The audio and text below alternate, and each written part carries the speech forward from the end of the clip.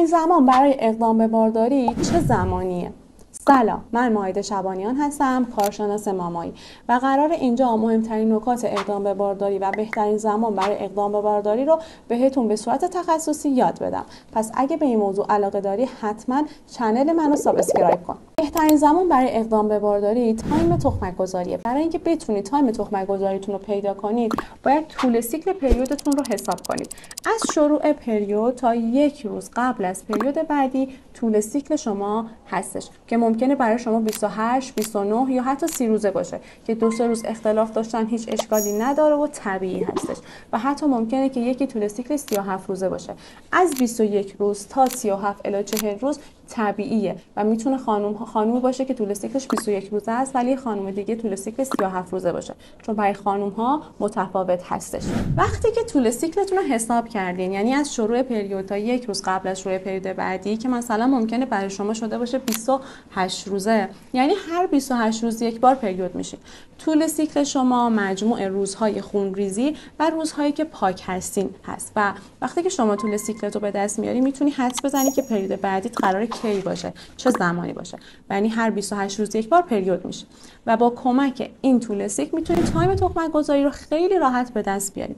اگه شما 28 روز بعد پریود میشی، باید از تاریخ پریود بعدی 14 روز به عقب برگردی، چون طبق قانون تایم تخمک گذاری 14 روز قبل از شروع پریود بعدی شماست. پس اگه 28 روز بعد قرار پریود بشی، از اون روزی که به دست آوردی 14 روز به عقب برگرد و تایم تخمک گذاری تو پیدا کن. ممکنه که این سوال براتون پیش بیاد، منی که یه بار طول سیکلم 28 روز است، یه بار 30 روزه، چطوری بتونم تایم تخمک گذاریمو پیدا کنم؟ خب شما باید برای یک بار برای طول سیکل 28 روزه 14 روز برگردی عقب، یک بارم برای طول سیکل 30 روزه 14 روز برگردی عقب. برای طول سیکل 28 روزه روز 14 تایم تخمک گذاری میشه.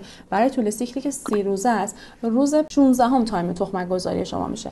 یعنی از 14 تا 16 سیکلتون احتمال اینکه تخمک گذاری داشته باشین خیلی زیاده و اینجا میتونید از روش‌های دیگه استفاده کنید که بتونید دقیق‌تر تایم تخمک گذاریتون رو حساب کنید.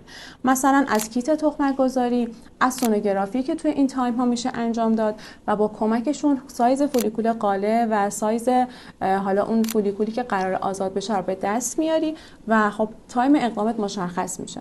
ولی خب خیلی هم براشون مهم نیستش که دقیقاً تایم تخمک گذاریشون رو به دست بیارن و خب بهتره که توی این بازه مثلا 3 روز قبل و 3 روز بعد از این بازه تخمک گذاری یک شب در میون اقدام داشته باشن تا شانس بارداریشون افزایش پیدا کنه. ولی اگه جنسیت براتون مهمه، باید دقیقاً تایم تخمک گذاری رو پیدا کنی، چون برای جنسیت پسر باید همون روزی که تخمک آزاد میشه اقدام کنی و برای جنسیت دختر 48 ساعت قبل و 48 ساعت بعد از این بازه اقدام کنی. پس اگه برای شما جنسیت مهمه، باید از سونوگرافی و کیت تخمک گذاری هم استفاده کنی. شاید اینجا بگین که من کلا دیر به دیر پریود میشم یا پریودم نامنظمه. این روشی که گفتم برای کسایی که پریودهای نسبتا منظمی دارن کاربرد داره.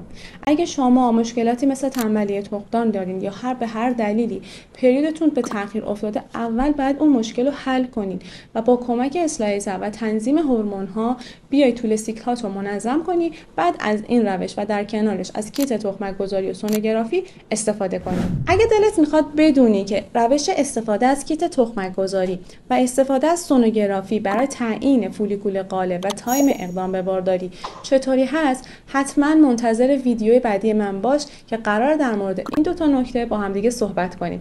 یادت نره که کانال منو سابسکرایب کنی.